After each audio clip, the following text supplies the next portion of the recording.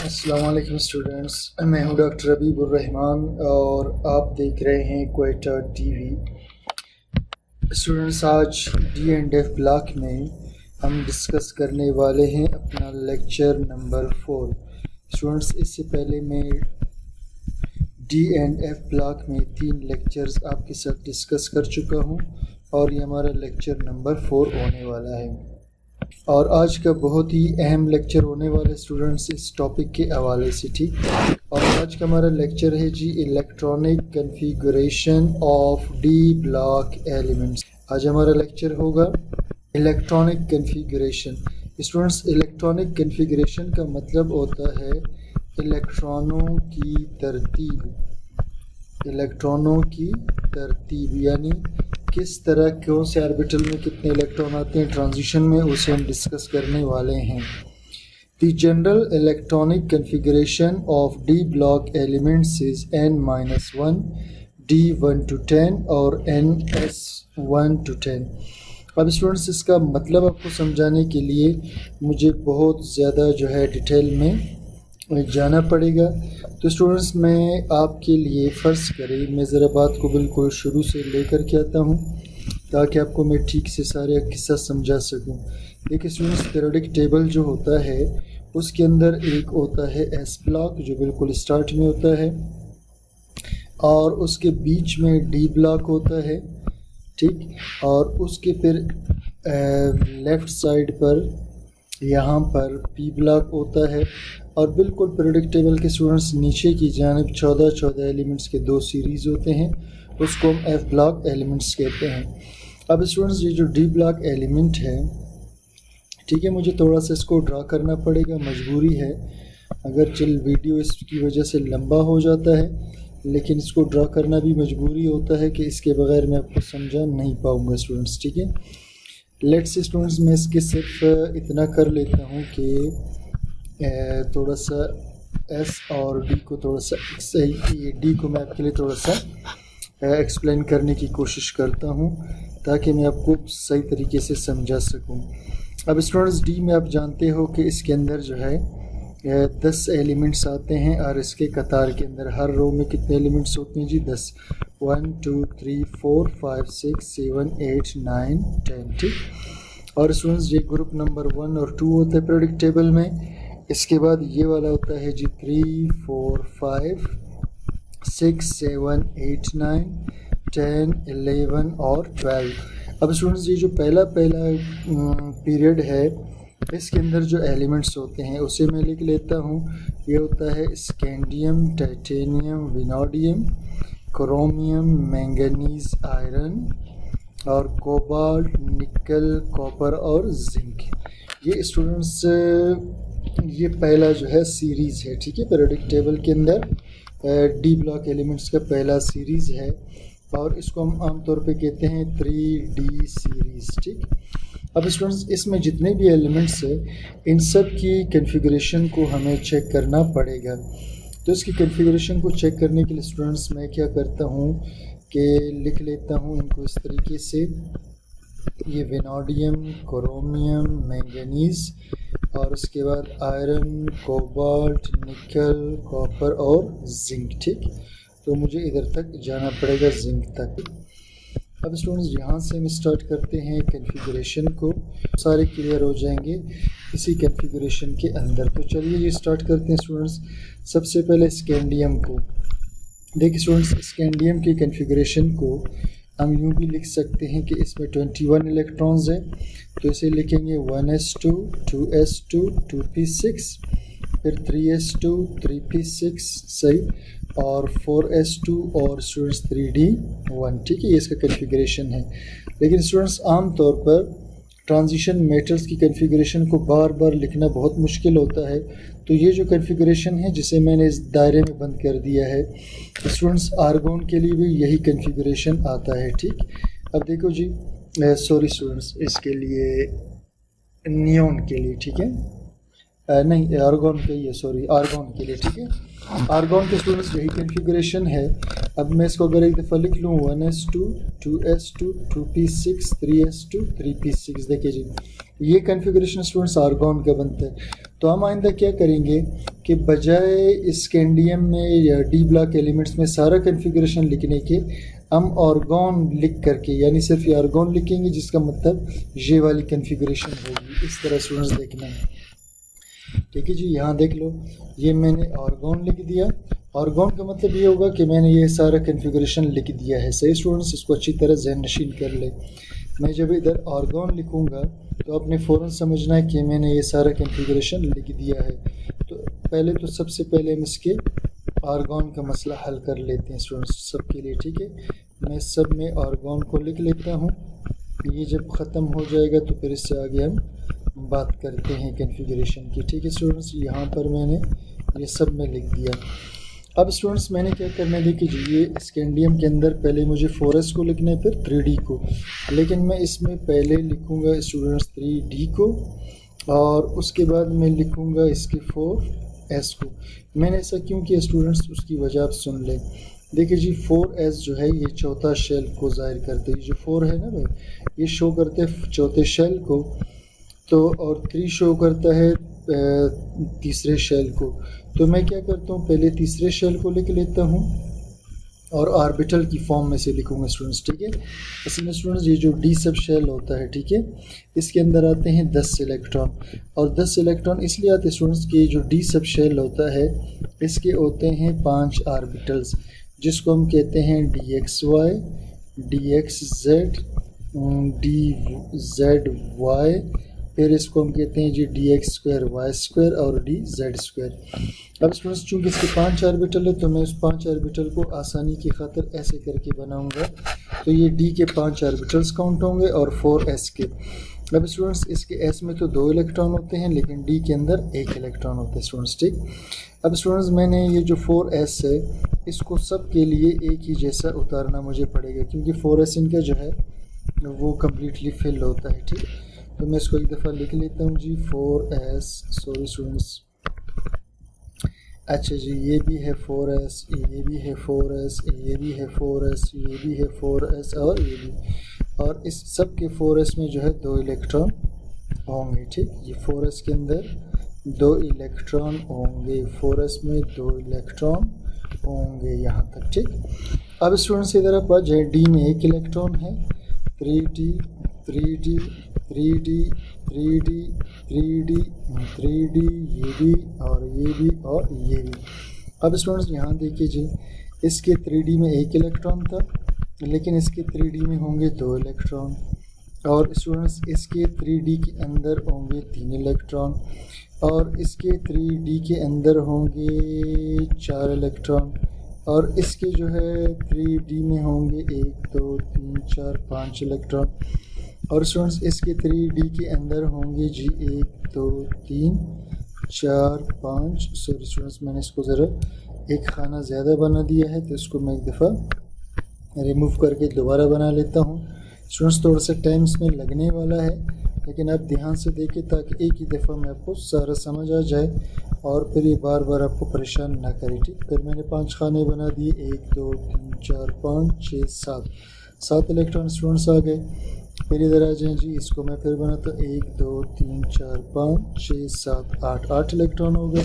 अब students second last वाले के अंदर 9 इलेक्ट्रॉन होंगे, 1 2 3 4 5 6 7 8 9, और ये स्टूडेंट्स लास्ट वाला हुआ जिसमें 10 इलेक्ट्रॉन होंगे, ठीक है। ये और ये, ठीक है। ये स्टूडेंट्स कन्फिग्रेशन है।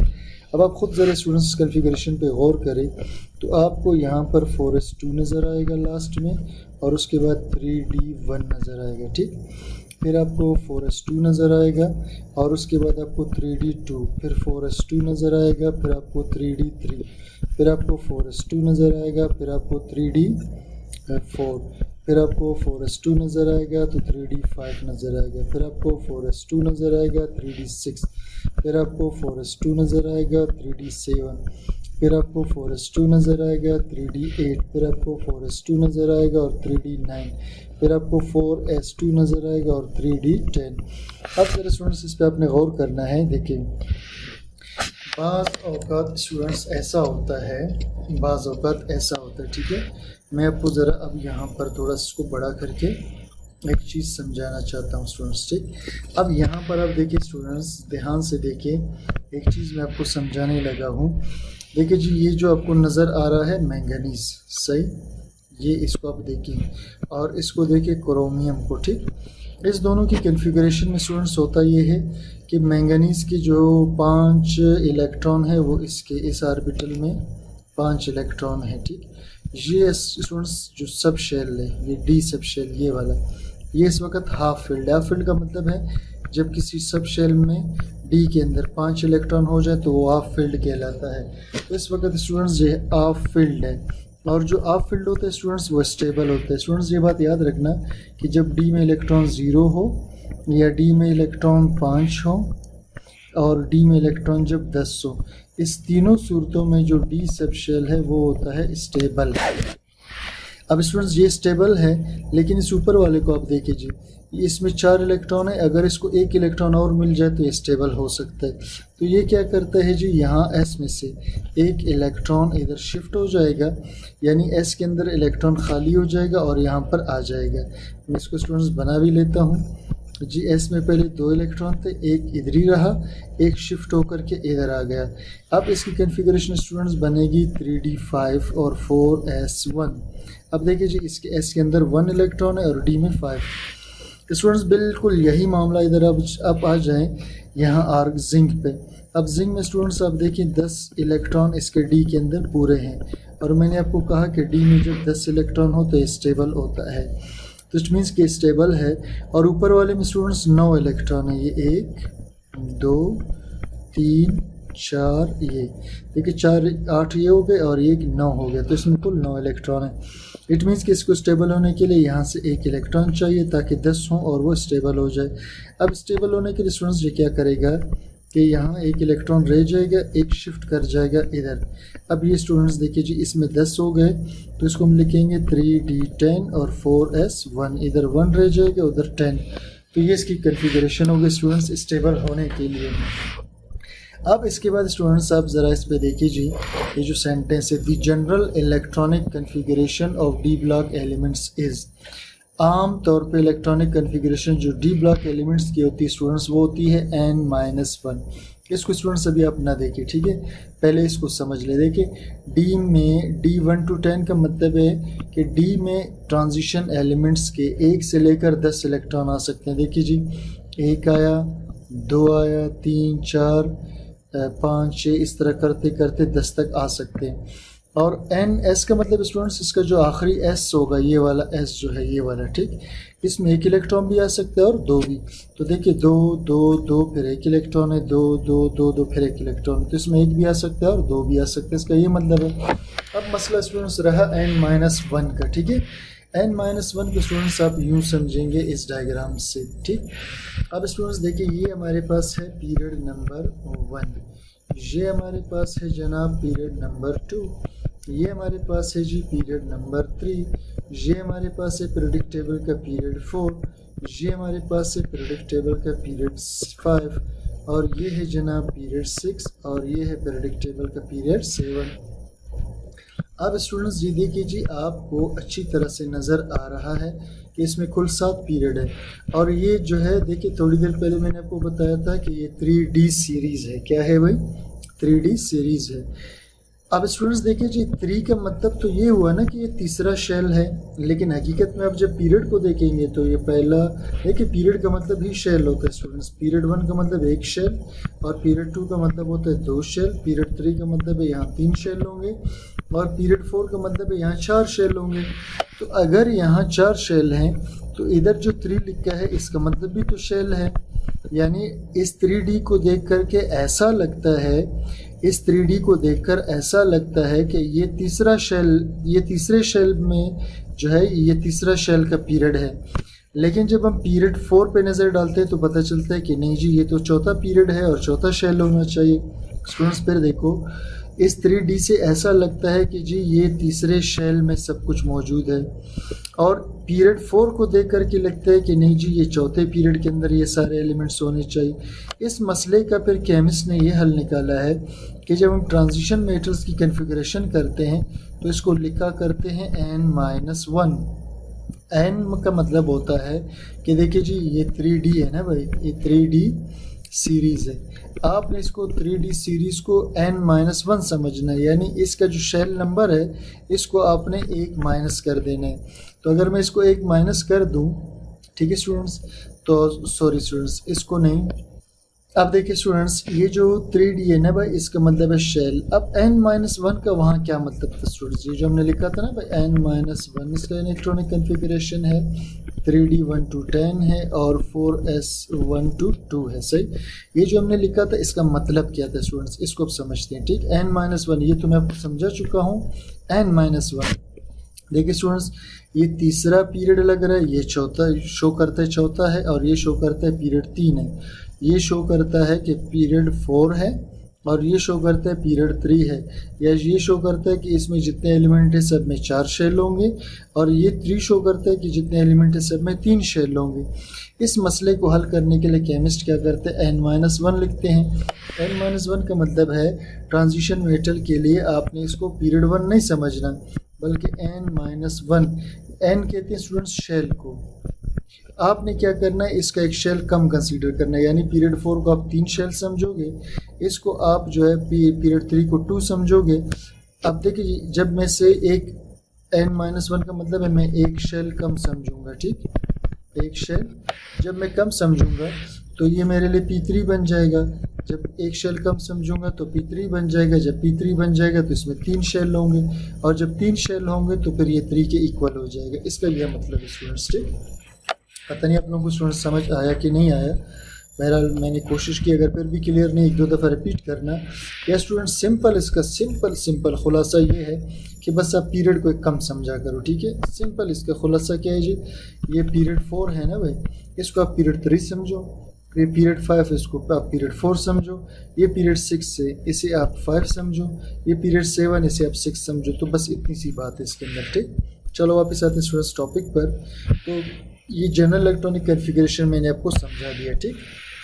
अब आ गए students, specific D sub shell is 1 less, मखसूस डी सब शेल हमेशा एक कम होता है पीरियड से। देखिए यही बात यहाँ पर चल रही थी, यही बात स्टूडेंट्स यहाँ पर चल रही थी कि देखो ये 3 है और पीरियड 4 है, तो ये 3 पीरियड 4 से हमेशा कम है ना, तो इसको आपने जो है नोट कर लेना है यहाँ पर, ठीक। अब इससे आगे स्टूडेंट्स चलते हैं जी, आगे क्या है हमारे पास। चलो स्टूडेंट्स मैं थोड़ा छोटा कर दूँ, ये स्क्रीन से निकल गया है, चले जी। It is noted in the elements such as chromium and molybdenum. अब आप नोट करें एलिमेंट्स में क्रोमियम और मोलिब्डेनम के अंदर students, 1 electron from n-s orbital gets shifted to n-1 d orbital. एक इलेक्ट्रॉन n-s में से, यानी वो जो 4s2 था उसमें से एक इलेक्ट्रॉन जंप करेगा to n-1 d orbital d के अंदर, and such elements therefore have 1 electron in n-s। तो इनके 4s2 के बजाय इनमें 4s1 यानी एक इलेक्ट्रॉन कम होगा इंस्टीड ऑफ 2, यानी इसमें होने 2 चाहिए थे लेकिन इसमें 1 होगा। This type of shifting makes the n-1 d orbital half filled, इससे ये ऑर्बिटल हाफ फिल्ड हो जाएगा जी। इसका क्या मतलब हुआ समझा तो मैं चुका हूँ, लेकिन फिर भी स्टूडेंट्स आपको मज़ीद समझाने के लिए मैं क्या करता हूँ, यहाँ से क्रोमियम को उठा लेता हूँ इधर से, ठीक है भाई, इधर से मैं क्रोमियम को उठा लेता हूँ, सही।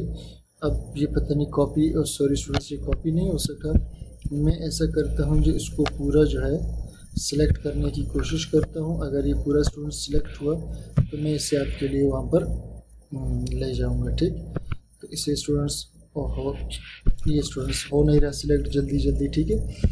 तो सिंपली बात ये स्टूडेंट्स, मैं आपको जो थोड़ी देर पहले बता रहा था कि देखिए जी, अगर मैं क्रोमियम लिखता हूँ जिसका एटॉमिक नंबर 24 है, आर्गोन तक इसकी इलेक्ट्रॉनिक कन्फिगरेशन करने के बाद ये स्टूडेंट्स आता है 3d, मैं डी को ज़रा खोल दूँ, इसमें 4 इलेक्ट्रॉन है, ठीक है। और उसके बाद इसका आता है 4s2 जिसमें 2 इलेक्ट्रॉन है। मैंने आपको बताया कि एक इलेक्ट्रॉन यहाँ से शिफ्ट करेगा इधर ताकि ये स्टेबल हो जाए, तो पीछे रह जाएगा इसमें सिर्फ 1 इलेक्ट्रॉन, ठीक। ये कहना चाह रहे स्टूडेंट्स इस सेंटेंस के अंदर, देखिए जी। इट इज़ नोटेड, आप नोट करें कि एलिमेंट जैसा कि क्रोमियम और मोलिब्डेनम है, क्रोमियम के नीचे स्टूडेंट्स फिर मोलिब्डेनम होता है। 1 electron from n-s orbitals get shifted, एक इलेक्ट्रॉन n-s में से शिफ्ट हो जाएगा d में, और इस तरह के एलिमेंट्स n-s यानी ऑर्बिटल में रखते हैं एक इलेक्ट्रॉन बजाय दो के। देखिए यहाँ होने दो चाहिए थे लेकिन अब इसमें एक है क्योंकि एक इधर शिफ्ट हो चुका। This type of shifting makes the D orbital of field. इससे डी ऑर्बिटल क्या हो जाएगा जी, ऑफ फील्ड, यानी इसमें 5 इलेक्ट्रॉन होंगे और वो स्टेबल हो जाएगा। Similarly in the elements such as copper, silver and gold. बिल्कुल इसी तरह स्टूडेंट्स कॉपर की आप अगर एग्जांपल ले लो, आर्गॉन तक इसकी कन्फिग्रेशन करें, फिर 3D इसका, ठीक है। इसके डी में होते हैं स्टूडेंट्स 9 इलेक्ट्रॉन, ठीक। और हम जानते हैं कि जी ये डी जो स्टेबल होता है 10 इलेक्ट्रॉन पे, तो एक इलेक्ट्रॉन यहाँ से शिफ्ट करके इधर आके पेयर बना देगा और यहाँ इसमें रह जाएगा सिर्फ एक इलेक्ट्रॉन, ठीक है। एक इधर आ चुका है। तो यहाँ पर कह रहे देखो इसी तरह एलिमेंट्स जैसा कि कॉपर, सिल्वर और गोल्ड, एक इलेक्ट्रॉन ns में से शिफ्ट हो जाता है d ऑर्बिटल में, और इस तरह के एलिमेंट्स एक इलेक्ट्रॉन रखते हैं s में। देखो यहाँ पर एक इलेक्ट्रॉन रखते हैं बजाय 2 इलेक्ट्रॉन के, ठीक। इससे भी ये स्टेबल हो जाता है। आगे चलते हैं जी। In case of palladium both the electrons from ns orbital get shift to n1 orbital. अब स्टूडेंट्स अगर हम बात करें पैलाडियम की, स्टूडेंट्स पैलाडियम कहाँ पर होता है, ये जो है हमारी ये पैलाडियम जो है यहाँ इस पीरियोडिक टेबल के अंदर स्टूडेंट्स मैं आपको समझा देता हूँ कि पैलाडियम की पोजीशन कहाँ पर होती है। देखिए ठीक है स्टूडेंट्स, मैं इस ज़रा सीरीज़ को लिख लूँ फिर आपको समझाता हूँ, ठीक।